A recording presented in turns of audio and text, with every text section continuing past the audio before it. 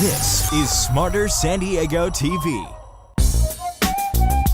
Millennials and baby boomers alike, they want to be in urban environments right now. Thank God for the Electoral College vote. In a 4-hour breakfast, we raised $9,000. So that's something that we take pretty seriously. And you can't diet your way into being lean and fit. They go together. In New York City, deciding what's best for the rest of the freaking country. This is not a market built on a stack of cards. It's a solid foundation. 0%. That is a thumbs up. Everyone has a life worth telling a story about. And the more adversity that you faced, the deeper your story. Well, am I going to be okay in it? Like, am I going to be able to walk? There's just so much creativity in this town that it's hard to hide it. Well, you have these beliefs, well, what do you do with it?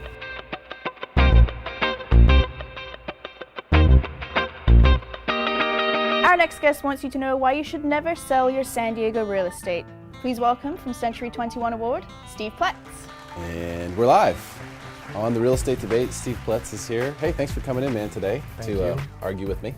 I noticed you didn't have anybody to break us up when the haymakers got thrown, so maybe some of the staff can jump in. Well, this is really hitting home because you said this before on the show that you don't think anyone should ever sell real estate in San Diego. That unless you have to, you should not sell your real estate in San Diego. And it appears that everyone is listening to you. Whether they've heard my voice or they're just... It's caught on, yeah. This thing where no one wants to sell their house. And so we have this environment where there's very little inventory and the market is just it's jagged a little bit. Right. It's sort of like if you've ever traded a stock that isn't traded that much, the chart looks really jagged. It's messy. So that's kind of where we're at. So first and foremost, why in the world is this your stance that you should never sell unless you have to? Explain that to me.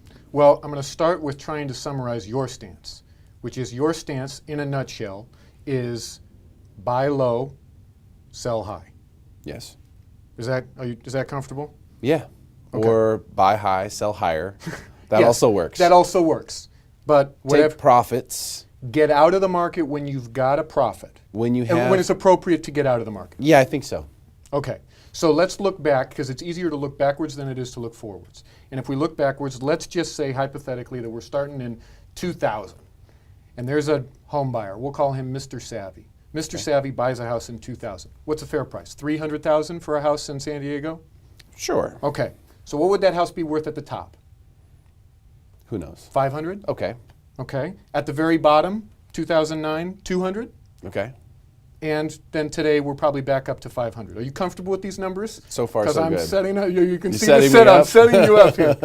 So in your style, Mr. Savvy buys in 2000 for $300,000. He sells at the peak of the market, which is when? 2005, 2006? Sure.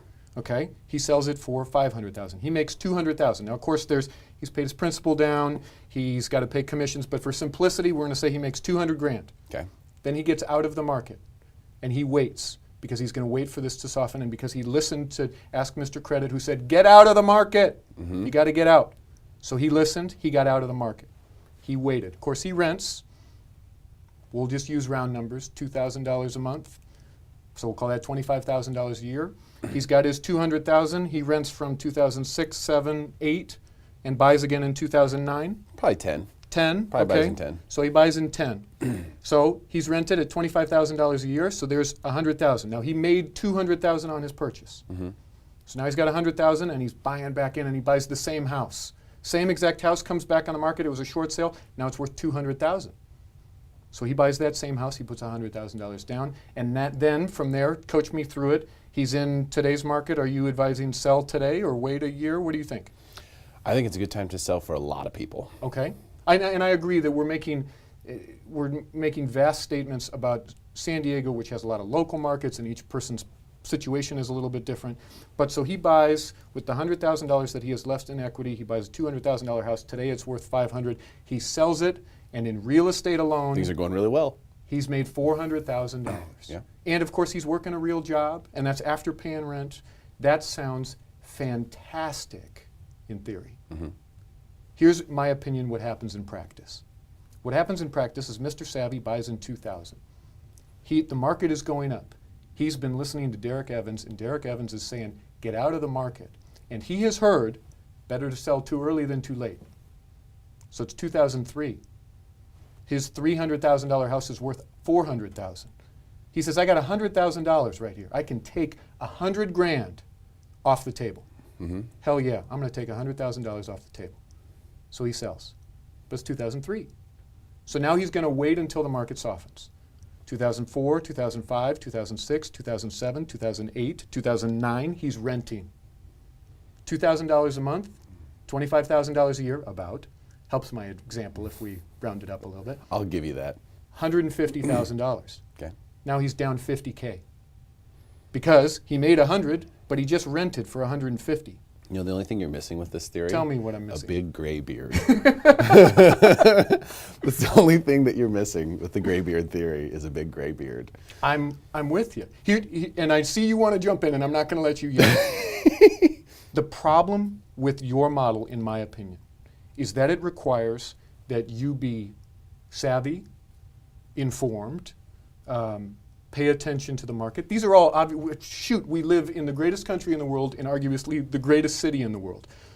Why wouldn't we be informed? Why wouldn't we follow markets? Why wouldn't we check up and recognize that when things happen in Brazil, that all of a sudden, and the Brazil market goes down, that now I need to invest in emerging markets? But people don't do it.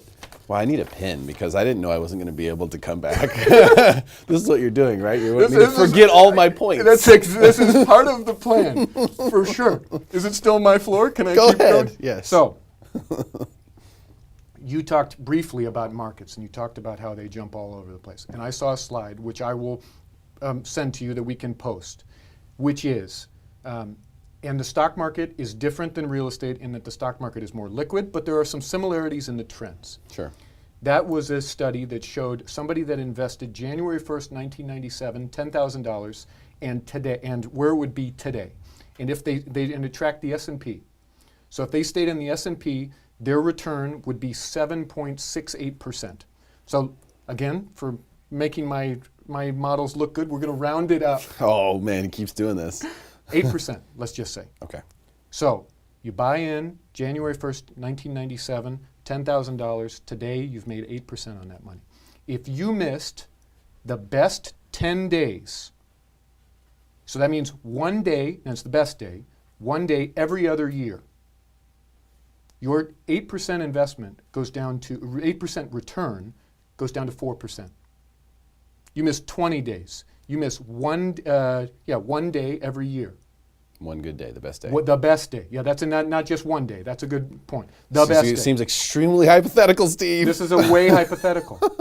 This is a way hypothetical. So you miss the best day, your 8% goes from 4% to 1.5%.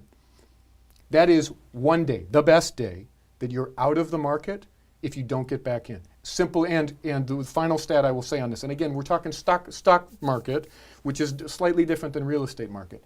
But in that situation, they said that 6 of the 10 best days came within 2 weeks of the 10 worst days. Brexit's a simple example.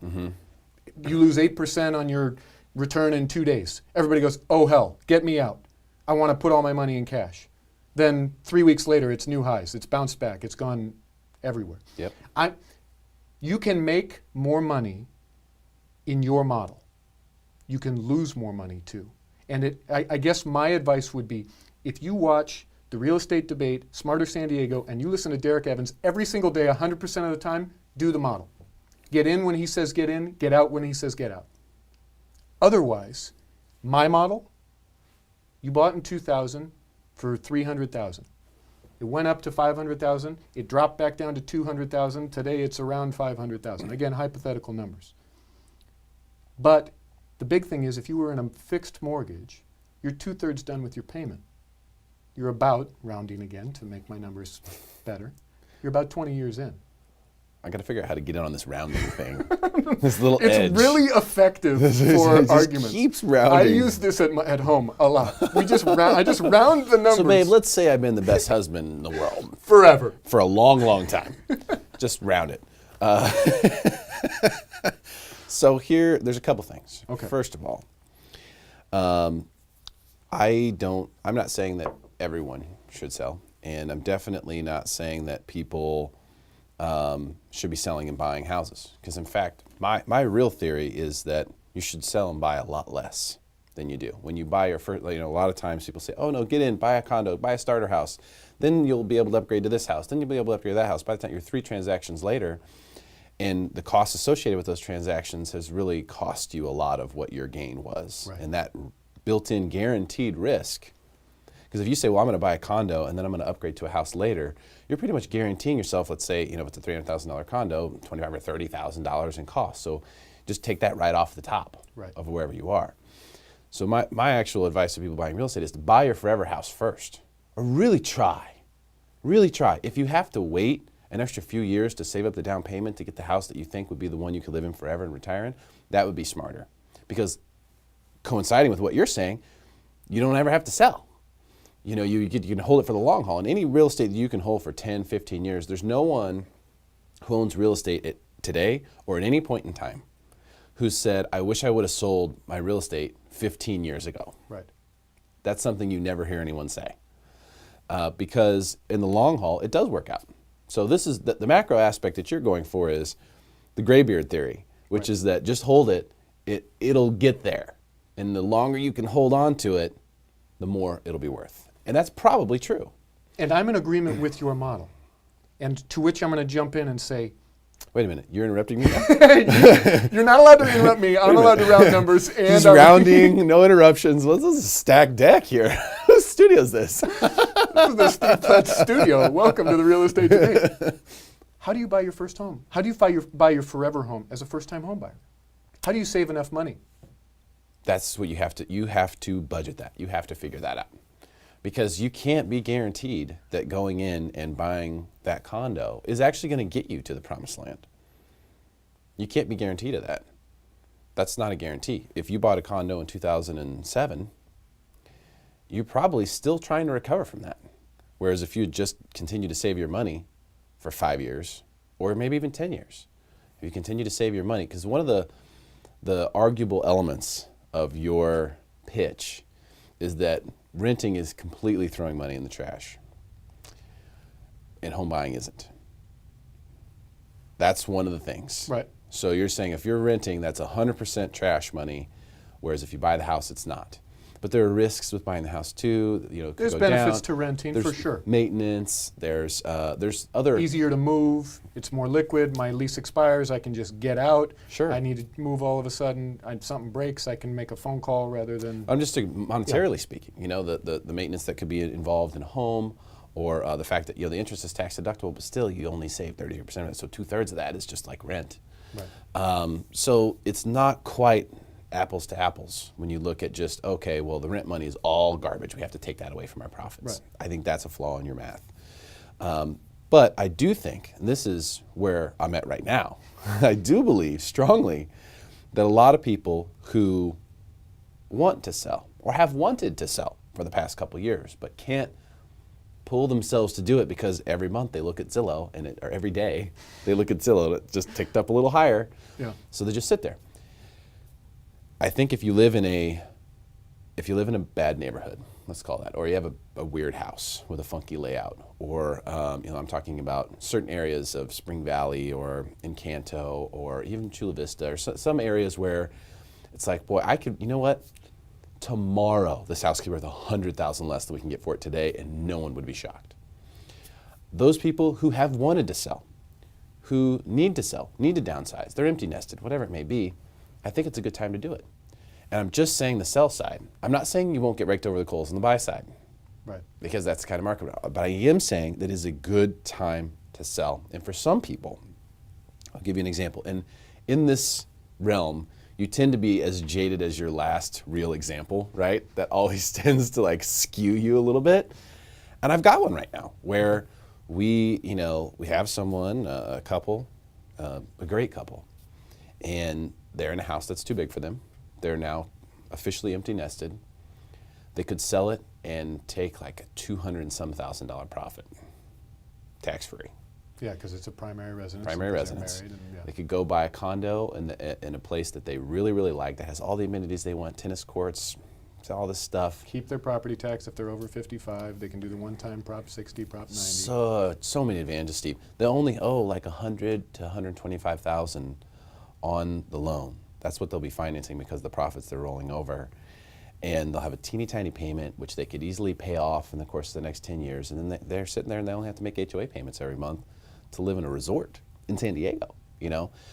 And I feel, and I'm concerned that if they don't, and they're in a tough spot, they're not in a great spot. They're in one of those places that's like, you know? Right. But right now, everything's hot, especially in the, you know, 550 and under price range. So if they were to sell and take advantage of this and put themselves in that really good spot, that's bird in the hand, man. It's a big bird in the hand.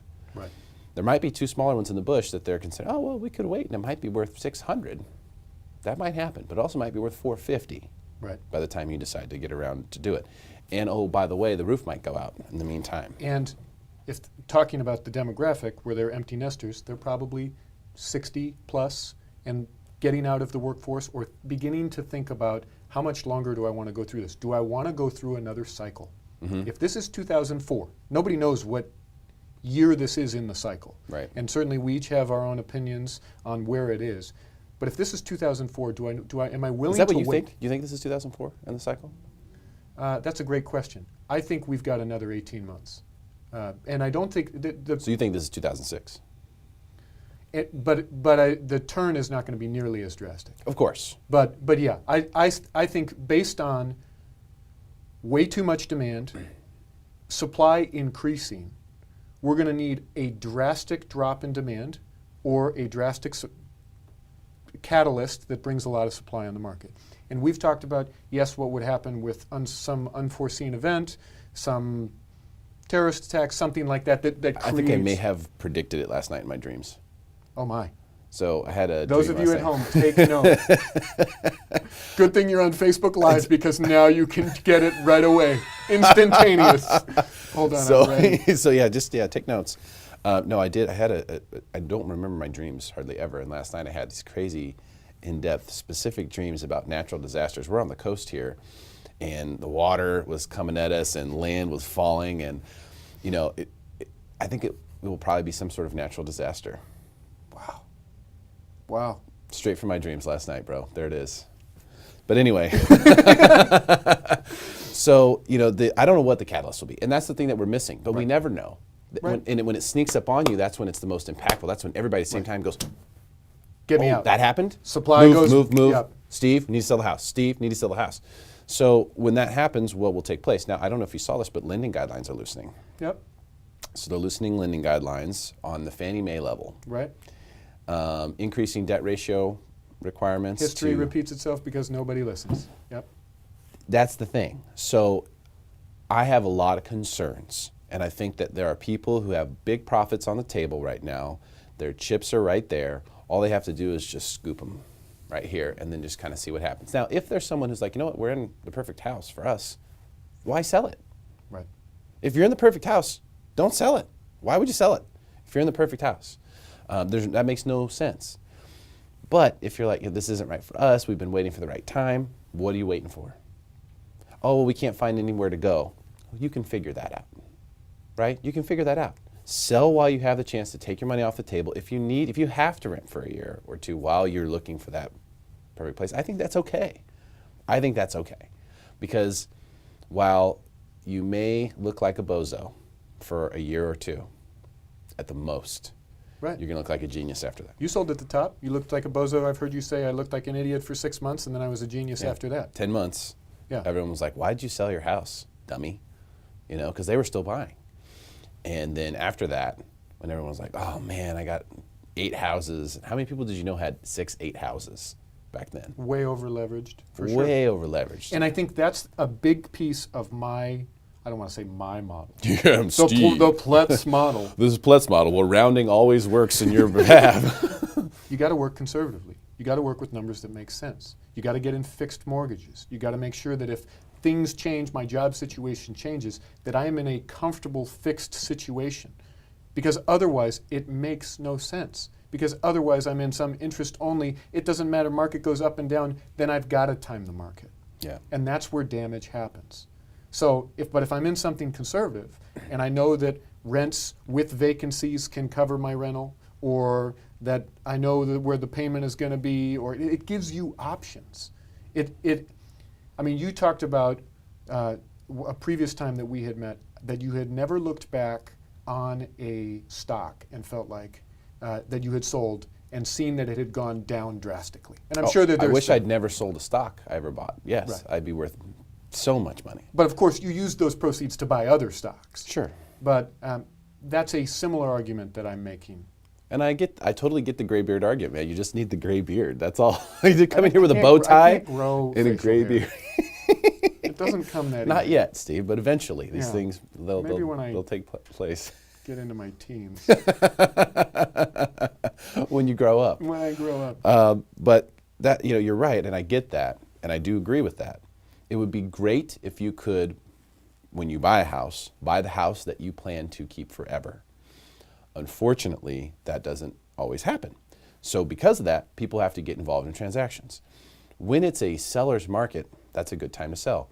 I'm concerned about the people who are waiting to sell. Let me be real specific. I'm concerned about the people who are waiting to sell. I'm going to wait to sell, and just so casually doing so. We're going to sell like about this time next year. Why? That's crazy to me.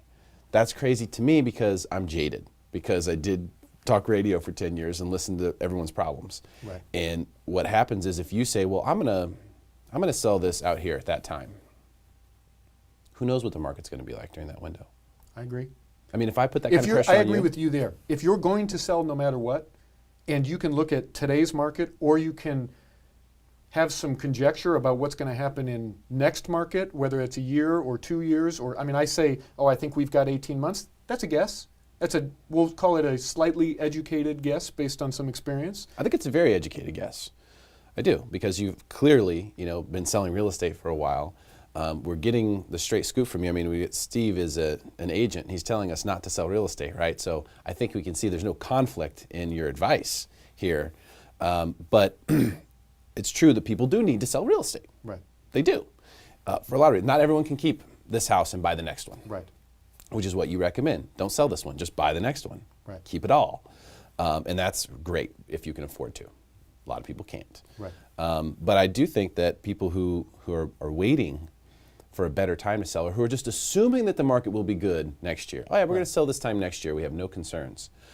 I think that's dangerous. Those people aren't listening to you or me. Right. They've created their own third gray beard. Nobody recommends that. One of us is right and one of us is wrong. Nobody else is right. Well, here's the thing we're starting to see. Like loosening of lending guidelines. Right. Okay, that's a problem and that's a red flag in my opinion. We're seeing price reductions in some of the hottest markets in San Diego, Carmel Valley. Look at all the price reductions. How is that possible? If you look at it, you go, price reduction in Carmel Valley must be because the sellers are out of their minds. And you go and look at it and go, no, they're actually priced pretty right. Why are we seeing price reductions? Why is the activity down? It always starts in the $1 million+ market, right? That's where it starts. Oh, we're seeing price reductions. Oh, we're seeing stuff sit on the market. The signs are there, man. But if you have a house that's worth under $600,000, you're going to be fine for a while. If you have a house that's $800,000 in Escondido, then you need to pull the trigger. Pull the trigger. Or if you're in a bad house, okay, when I say bad house, I mean a bad layout, a tough, an awkward layout, where in a market where there's lots of houses to choose from, no one would buy that, sell that house today. If you're in one of those neighborhoods that has historically been known to be a bad neighborhood, even though it may be on the up and coming, that's one also. This is a good time. In your opinion. In my opinion. And that's where I disagree. I know, you think hold on to it. I get it. Right. But in my opinion, yes, because if you have that house, they're selling houses in Encanto for almost $500,000. If you still have that house in 2 years and that's when you decide you want to sell, it could easily be back to $350,000 again. Right. Easily. And for a lot of those people, that sale would then represent proceeds for them that would be the most money they've ever had at one time. I'm in agreement with that. And certainly it's unfair for me to make a sweeping statement about the entire San Diego market. I mean, I'm not going to pick on Encanto as much as you've picked on Encanto, but if I had... It's just everyone knows that, that's just widely known. If I had a piece of property in Alpine, I don't, but if I did, and my thought was, well, I'll get out of this property and I'll buy another and I'll rent it out in Alpine. I don't know what the rental market looks like in Alpine. Gotcha. And so there would need to be some things that, I mean, obviously each situation is independent and needs to be looked at. And that's why you need a professional that can give you some advice. But I think that too easily people think exactly as you talked about, well, just trade up, trade up, trade up. I'll go from condo to townhome to house to Carlsbad to La Jolla. More west, yeah, exactly, to Beverly Hills. And it ain't that easy. And I don't want it, and I do think that there's a demographic that doesn't want to sell just because they look at, sell this house that we've lived in for a long time and rent. The rental market is stupid. The rental market is stupid, is stupider a word? Is more stupid, stupider than the sales market. I mean, and I don't know. There's valid arguments on both sides, but certainly something to consider. All right, let's do a couple, let's see, Lexi Medgaus. Oh, Steve rules, she says. Connor Medgaus, Steve is winning. Disagree, Connor. Disagree. But I mean, it is. Hi, Lexi and Connor. It is. It is. The clients of yours or friends of yours? Friends, family. Okay. Yeah. Family. Okay. So that's the reason. But I mean, it's true that ideally, yes, you could buy something and hold on to it forever. I just don't see that everyone's in that situation, and I keep seeing people wait. And you know what? They've been right. This is the hard part, Steve. People who've waited to sell have been right. Yeah. And so their sort of natural action is to continue to do that. Right. To continue to wait. Well, it's just going to keep getting better. It's just going to keep getting better. It's just going to keep getting better. And then when they all collectively decide that we've hit the top, which they will, it's going to be an article in the UT or a natural disaster per my dreams or whatever. Something is going to trigger everyone going, okay, we got here, time to go. And you'll see just waves. And then the people who were thinking about selling, when their neighbor beats them to it and the sign goes in the yard and they go, shit. They'll go $10,000 underneath them. Yeah, we need to get ours on the market. Yeah. You know? Whereas right now, people see neighbors' sign go in the yard, they go, oh, let's wait and see what it sells for. To which the argument is the same as Brexit. Brexit happens and people lose 8%. I would say the mentality is similar where people say, I just lost 8% in 2 days. I need to get out. I need to be in cash. I need to be in something safe. And I think it's at those times that you need some kind of professional. In that case, it wouldn't be a real estate professional, but you need a professional that can look at it and say, okay, hang on a second, let's look at data. Let's figure this out. Is now the time to do what you want to do? What are your goals? What are the things that you want? Should we be selling or should we be buying? Right. That's the thing. Should we wait a year and buy as much as we can? And that's what I'm concerned about, is that everyone's going to put their house on the market, and that's actually going to present a great time for buyers, but they're going to be selling. That's my concern. So for all the buyers, a lot of buyers have checked out of this market. For them, that'll be a great day. That'll be a great day. But for our sellers out there who have a chance to really cash in, I think they'll miss the boat. So let's see, we're going to do an official internet vote right now. Let's see, oh, it looks up. Steve sells. Julie, thanks, Julie.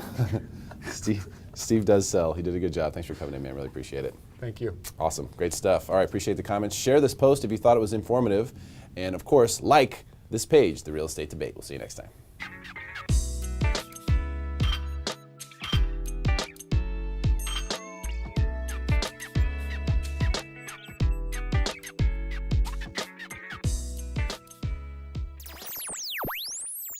The Pride 5K is coming up, and our very festive guests are here from the Avenue Home Collective. Please welcome Melissa Sophia and Corey Wilcox. Boom. Thank you guys for being here. Melissa Sophia. Hello. Appreciate your time. Corey Wilcox. Hello, thanks for having me. Welcome. It's all about the Pride 5K. It is all about it, and we are swagged out. Should we show them? Should we show them off right away? We should. I think right off the bat, people want to know. Jay, can we see the rainbow unicorn shoes? My gosh. And that is what Melissa is wearing right now. Yes. Look at those. So This won't be the last time you get the chance to see those shoes on this broadcast. So we're live right now on Facebook, talk all about the Pride 5K. I wanted to just sort of kind of get the logistics down from you guys about the when, where, what, how, all that stuff first. Well, San Diego Pride Weekend is coming up. San Diego Pride Month is July. So we are really excited to have the Avenue Home Collective be a big part of the Pride 5K this year. It is actually, over the years, it's actually grown to be one of the largest Pride runs in the entire nation. And it's a huge part of the San Diego Pride festivities over the whole weekend. Yeah, it's going to start at the LGBT Center in Hillcrest, and the whole entire 5K is going to go along the actual strip where the parade's going to be. So there's going to be a lot of fun stuff along the rock route. There's going to be so many people out there doing everything from giving water. I'm sure there's going to be people out there just high-fiving and giving hugs and saying hi. Parade route is so fun. Have you ever been down? Oh, yes. I sure have. The most fun place in San Diego all summer. Yeah. Guarantee it. And the 5K runs right along the route. So. Yeah, and so for me, it was just like, it's like a huge party, right? I mean, that's what I saw. Was just like just a pure party. Just music, bands. Just pure partiness, like defining the word party is what this is. It's absolutely a celebration of life. But the mission of San Diego Pride is actually to foster respect and pride for LGBT communities everywhere, locally, nationally, globally. So it really gives us a chance for all of us to, answer a call to action and stand united. There's never been a time where our voices need to be heard to stand up for LGBT rights. And we're so excited to be a part of this. There's not a better time for this kind of event to be going on. Again, like Melissa was saying, this is the largest 5K that there is in the nation here in San Diego. And with all the other demonstrations we've been having for Pride in general here in San Diego, it's going to be a huge, huge win for the community and for San Diego too. So, what do you guys think? This is the underlying idea behind this event is to what? Let's say for people who don't know, that they're just like, what is this? Sounds like a bunch of people just being silly. No. It is a big party. Yeah, it is a big party, but that's a big part of it. What's the serious element? So the theme this year of San Diego Pride is Allied in Action, United for Justice. So along with the big party, obviously there's a block party, there's a music festival, there's the 5K, which is for us very serious runners and walkers who are going to be possibly wearing unicorn are you going to shoes. run in those shoes is the question. Well, those rainbow unicorn shoes for the first time in my life. I've never seen those. You know what? I just might give it a try. 5K, what is that, like 3.2 miles? I guess you could do it. You'll have to come out and see if I break my ankles or not. I think you could do it, but you might need to hold hands with someone. Yeah. Well, that will definitely be happening.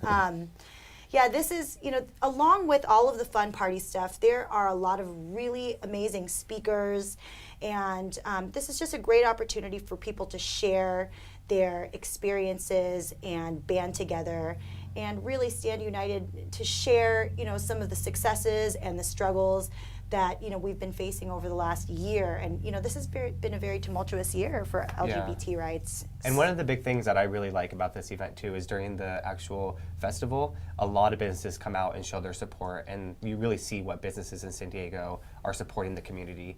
There's a big festival that goes around the whole entire loop down at the bottom of Balboa Park, and there's just so many people there. So it's really great to see the businesses that are supporting the LGBT community here in San Diego. So is it about the community banding together amongst themselves, or is it about more the community molding and meshing with the rest of San Diego? It's for everyone. This is a great opportunity for everyone to come down and, just join in the fun, learn what it is to be a part of the LGBT community and show your support. Maybe you have never been to an LGBT event. This is a great time to come down and find out how you can support, how you can help.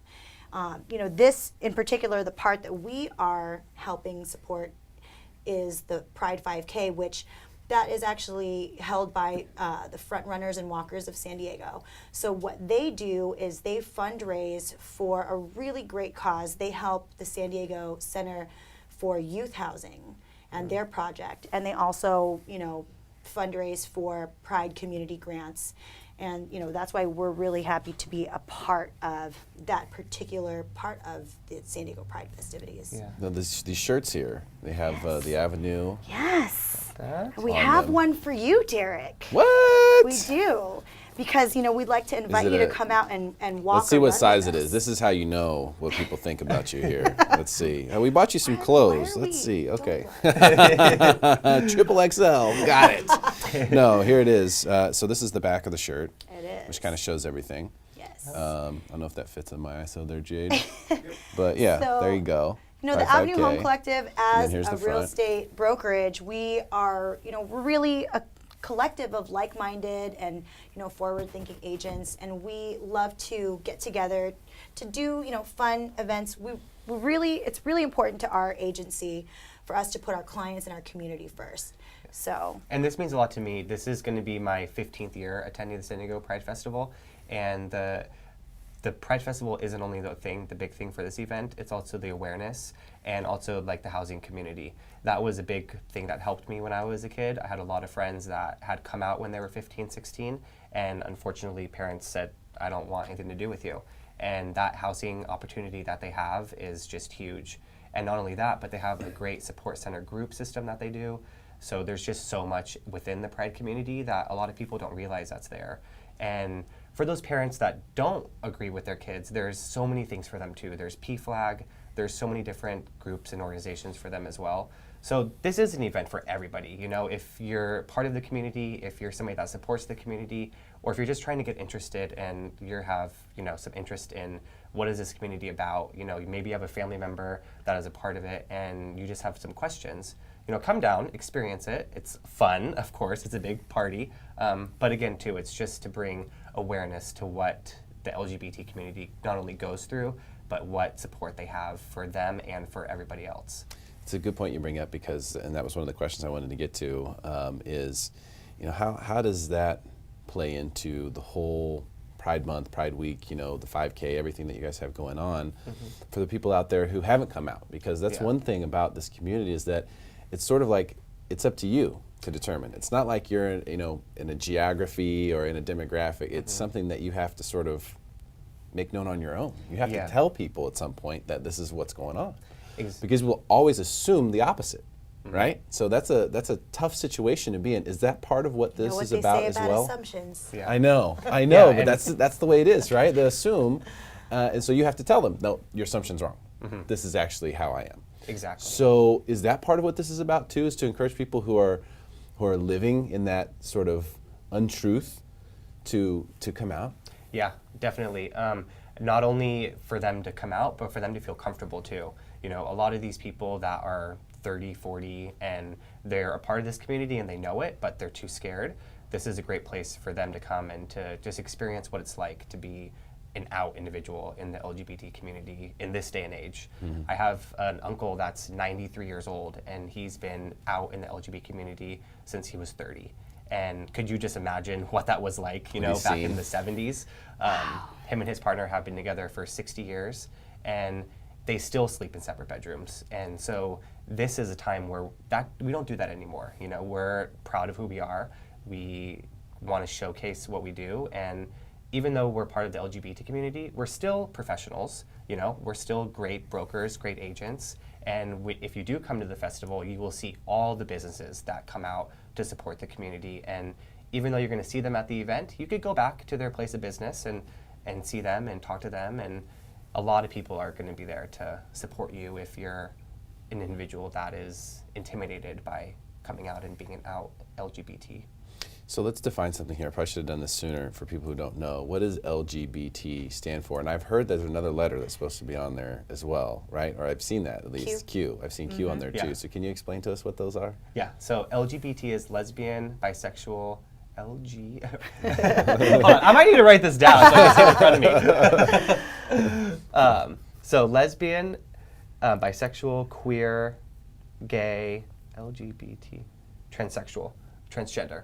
Okay. So they're all, all that community is encompassed into this. And no matter if you like the same sex or you feel like you're a part of the opposite sex that you currently are, you're welcome in this. And if you are a male and you feel like you're a female in a male's body, come out. There's going to be so many people there to help you feel comfortable and to help you go through that transition. And not only that's obviously an extreme, and that's something that a lot of people have struggle with, and they might take the first step of coming out and saying, I'm gay. Yeah. And am I a part of this community? Where do I fit in? This is, a great place where everyone can feel like they fit in. Yeah. And I think now at least there's role models for everybody. Like no matter what situation, there's someone who's famous that everyone knows, that has been through something like this. Finally, I think, there is more mainstream media and yeah, absolutely. The best example I have of that was I was been watching The Biggest Loser recently, and Bob Harper has started hosting that show, and they played a blooper reel of him on the final episode the other day, and it was just so funny to see. And that's somebody that's famous that a lot of people look up to, and it's just cool to see that. So. Yeah, that's great. So this is a big deal. This is a big deal. So we're going looking down. for more people. Yeah, let's talk about it. We're looking to add to our crew. We want to give you a t-shirt. Yeah, we're inviting you out. We're inviting all of you out to join the Avenue Home Collective and our Pride 5K group. And along with the super fun swag that you get from the Pride 5K, you'll also get this beautiful shirt and a really fun group of people to walk with. And if you want to come help hold me up on my unicorn shoes, I am gonna need it. We're gonna take turns. So join us on the Avenue Home Collective Facebook page, and let us know that you want to join RSVP, and we'll be happy to. We're going to set up a spot for us there. We're going to be handing out some rainbow shades, and we're going to be having a lot of fun the whole day. So. Does the 5K sort of work like just a normal 5K would, like a typical race? You get a bib. You can thing, either your run or number. walk. Yeah. And there are actually awards for the top 3 females and males that compete.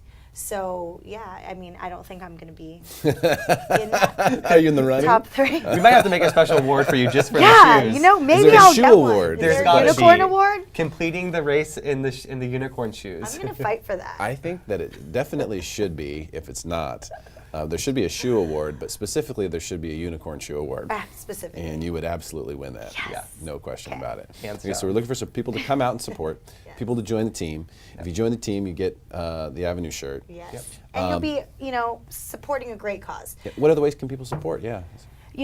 Jump on the San Diego Pride website there if you just want to donate, if you just want to be a part of, how you can volunteer. There are a lot of suggestions on there. This is a huge event over an entire weekend, so there are plenty of ways that you can get involved or reach out to us. We're happy to, find you ways to help come and support. Make it happen. All right. Thank you guys so much for coming today. This is fantastic. Really appreciate your time. Yeah, thanks for having us. All right. Tremendous. Remember, like the Avenue Home Collective Facebook page right now and share this post.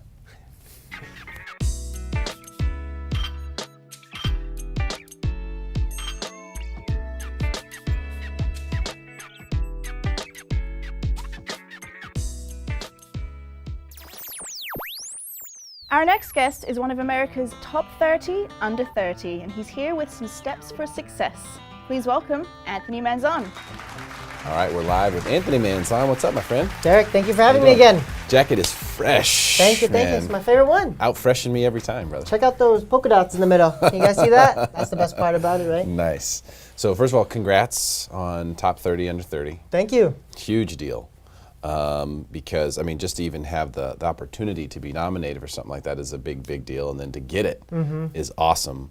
I think that real estate is one of those businesses it's perfect for, if you're an entrepreneur, it's a perfect business because it's one of those businesses where there's so much opportunity. It's really up to you. But that's also why so many people fail at it, because it's really up to them. Yeah. And a lot of people need to be told what to do or they need to be managed. And so it's not for people like that. You've brought today your 3 principles of success, and I'm sure this ties directly into what you do with your real estate practice. Yep. So, when you got started, just a little background, I remember the story. You know, you had to pay for a wedding. You're getting married. So you had that motivation.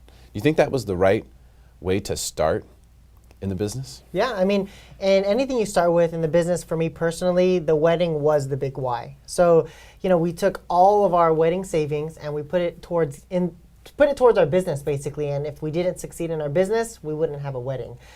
We sent out the invitations early before we even spent all the money, so we couldn't exactly go back and tell everybody, hey, no more wedding anymore. We didn't make it in real estate. It was succeed or no wedding. And you have to have a big why associated with why you work every day, your reasons for success, in order to really push through your ceiling of achievement and get to the next level. Yeah, so you started off right away extremely motivated. Yep. But maintaining that, I mean, a lot of people can get motivated for an event or for a month or something until they hit a big roadblock. Or while things are easy, let's say, the business is easy, everybody's getting business everywhere. They don't have to work as hard for it. But these principles for success are about maintaining long-term success. And not just in real estate, but just in whatever you're doing, right? Anything. Yeah, I mean, success, a bold law we say success is simple, not easy. So, I mean, everybody knows what you have to do to be successful. Everybody knows what you have to do to lose weight. Eat less, work out. Everybody knows that, and yet why is it so hard that people can't do that, you know? So should we just jump right into it? Let's do it, dude. Yeah. All right, here's my first one. My very first success principle, in order to be successful, this is my favorite one, to be honest. I chose this first because it's my favorite. It's a bold law, and it's your business grows to the extent that you do. Let that sink in. Your business grows to the extent that you do. Your personal growth?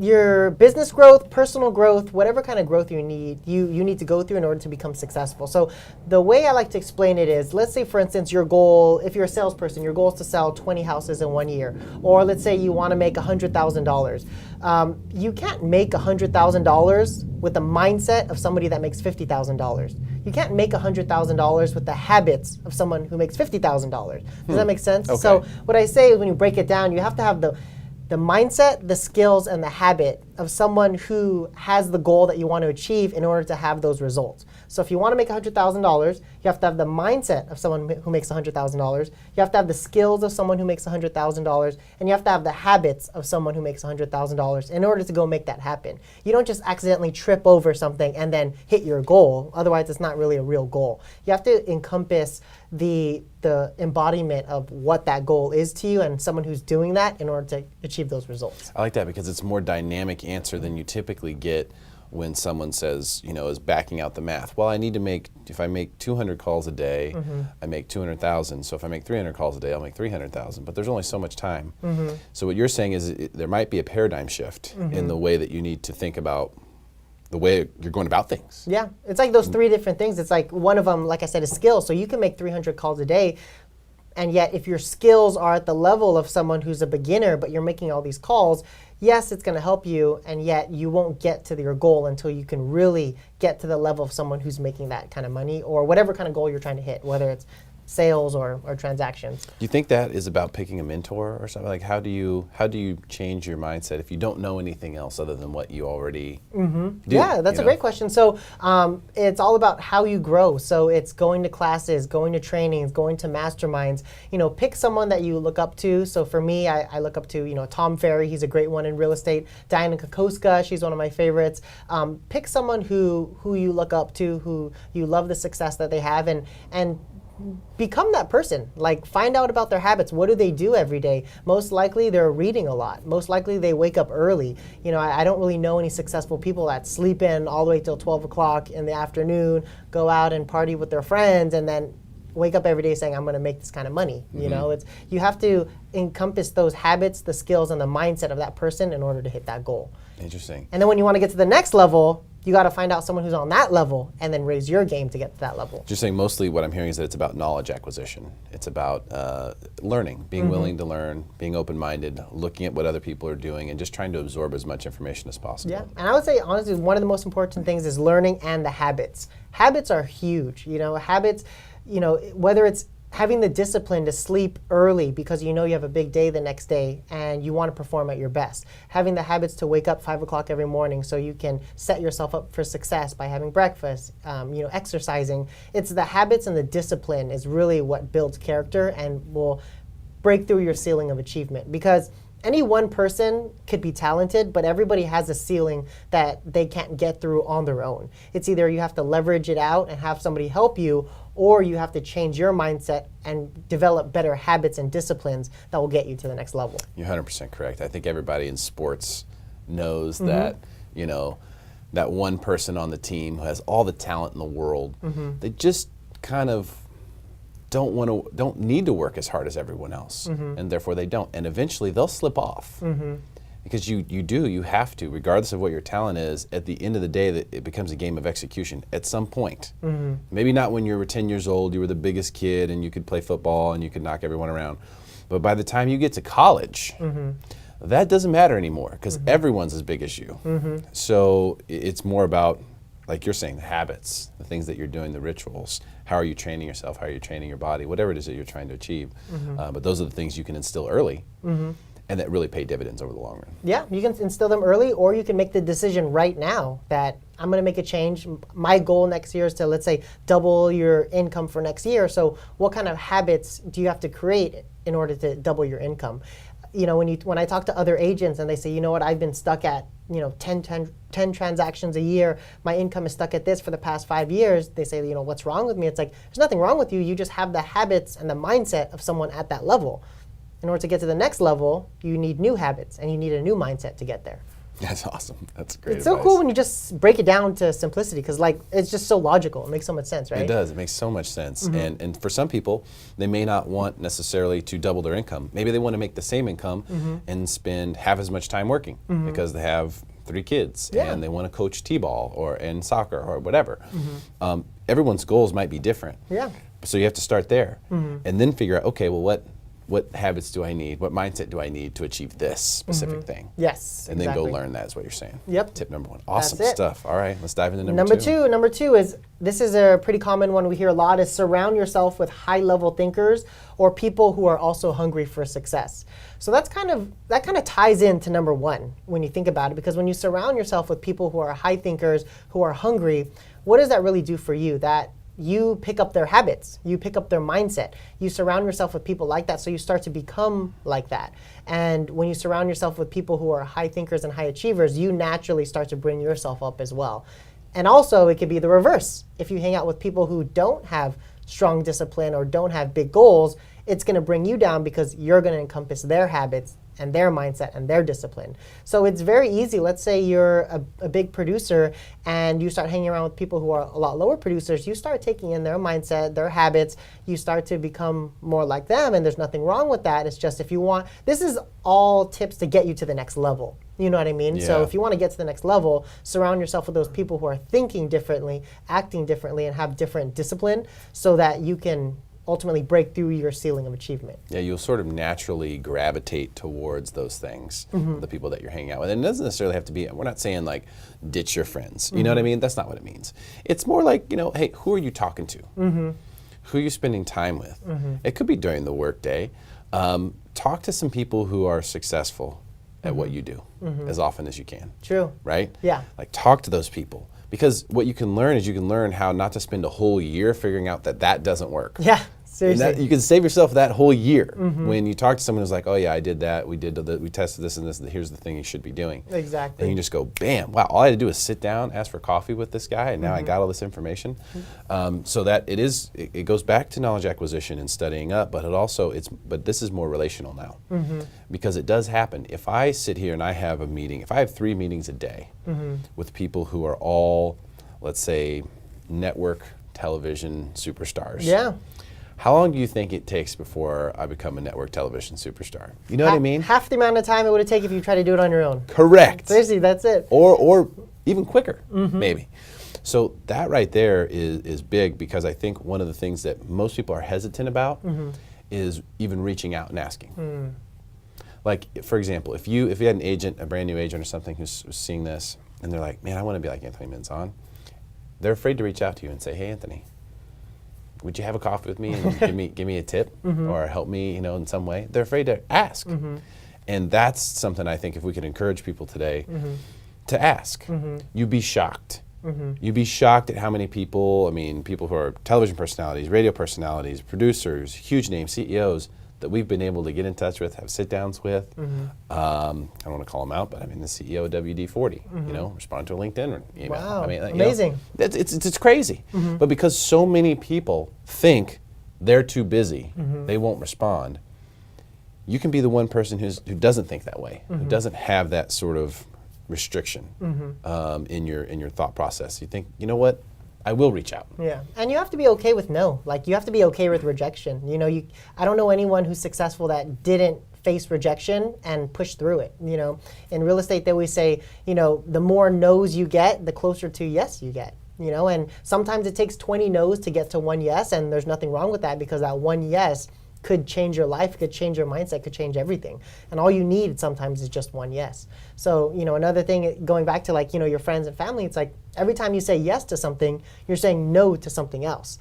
So, when I first started, it was no 99% of the time to my every one yes. Friends would say, hey, Anthony, want to come out to the bar and drink with us? Sorry, guys, I got to practice my scripts today so I can wake up early.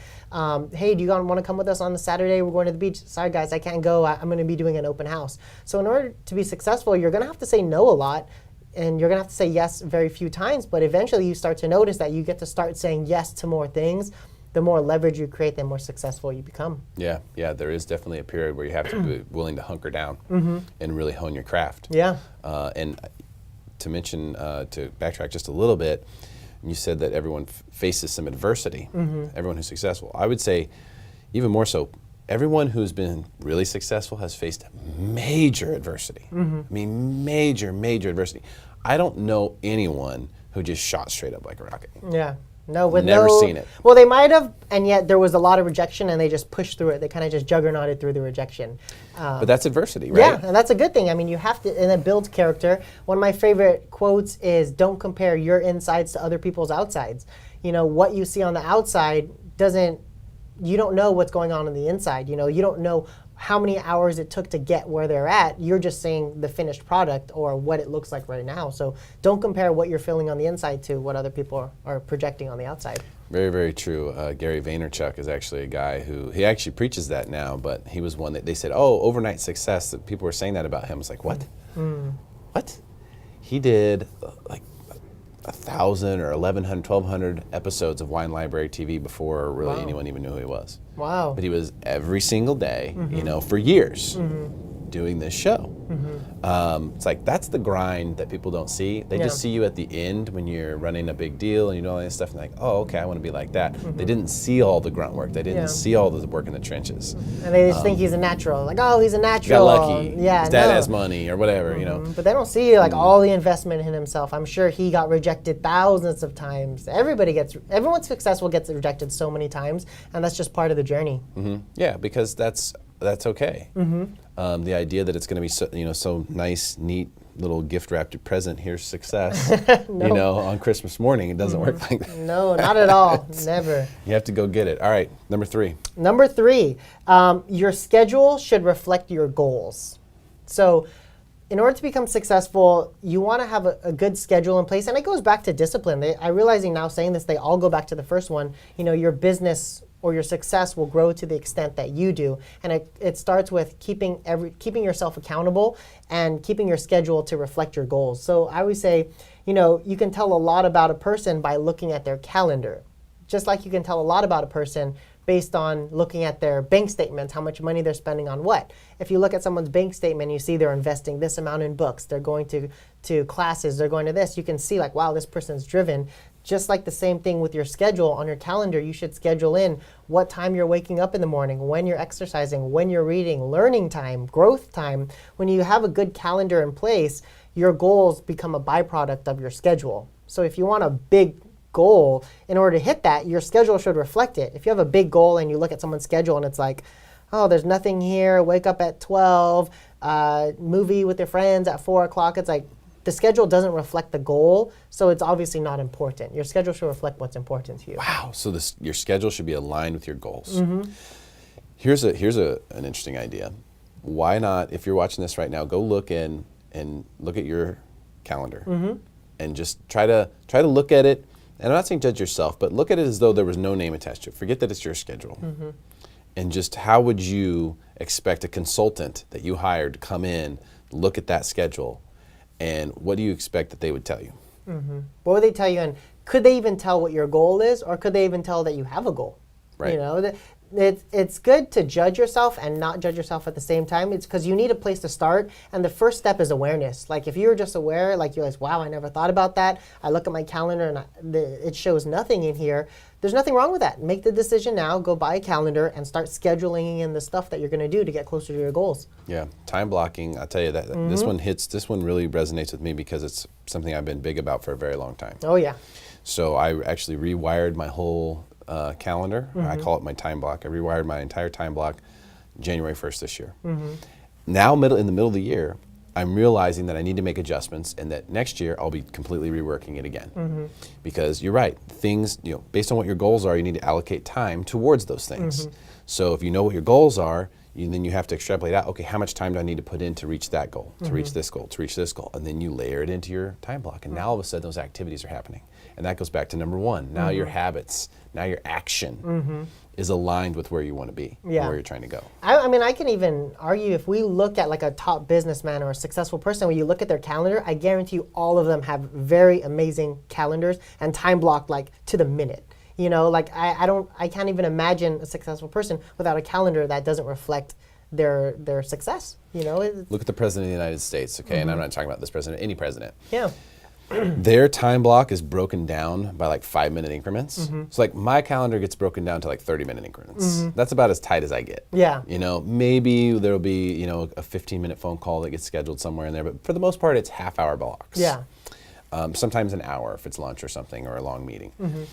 But like the president, they're breaking their time block down to like 5 minutes, sometimes even less. Like in that 5 minutes, there's 3 things that have to be done, but it's just all written down in 5 minutes. Like if you look at the president's calendar, that's some crazy stuff. And you know what's the cool thing too about what you just said? Have you ever noticed the president's there, and whenever something has to happen, somebody comes up to them, taps them on the shoulder, and tells them this is next. So that's like their accountability person. That's the person that holds them accountable to the calendar.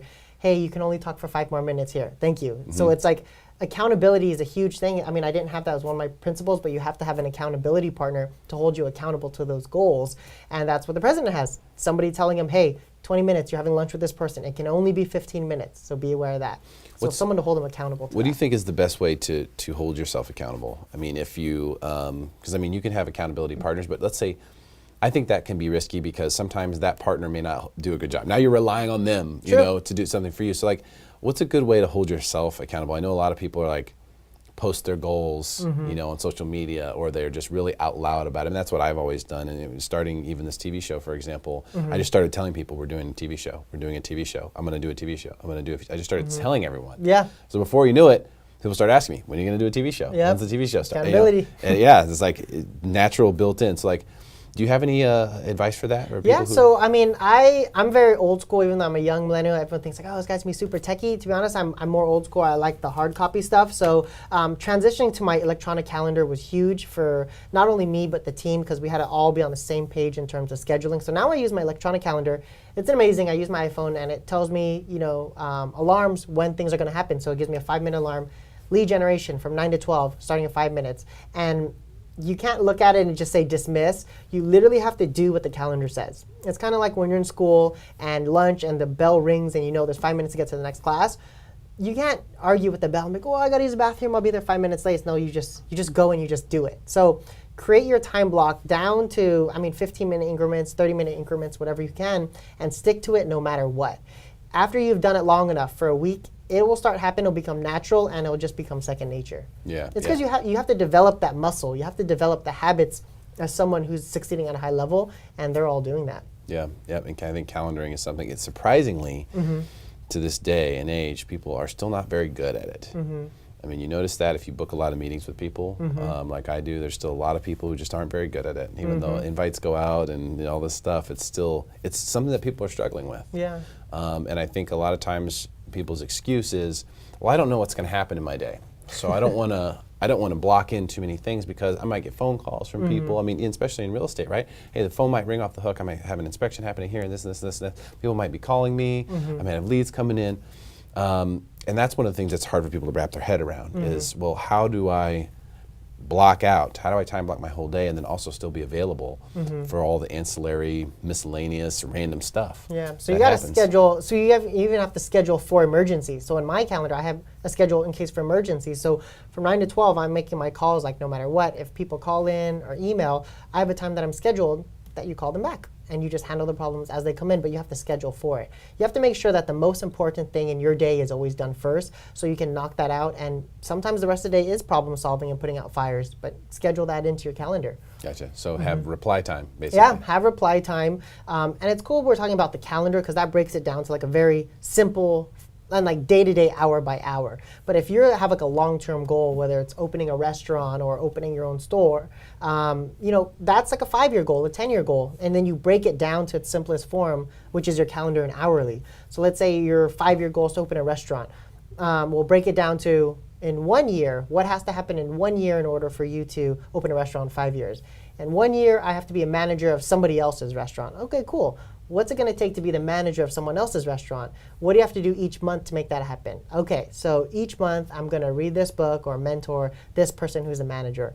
Then what's going to happen week by week? So the 12 months breaks down into week by week per each month. What do you have to do weekly? Then what do you have to do daily? And then you break it down to the calendar into like the smallest minutes possible. And when you start doing it like that, you realize there's plenty of time. Oh, there's plenty of time. Plenty of time to do whatever it is and achieve whatever it is that you want. Yeah, so I have huge goals in my business and I've broken it down, and all that takes is 20 contacts a day. I just have to talk to 20 new people every day, ask them who do they know that's going to buy a home, sell a home, or invest in real estate. If I talk to 20 people a day, then I hit my goal because I broke it down from a year already down to my daily goal, basically. Gotcha. Wow, that seems so simple when you say it out loud like that. But that's really a tremendous amount of work you've culminated into backing into the number, essentially, figuring out the metrics of everything, and then go, okay, well, if I back that all the way down to just this is all I have to do.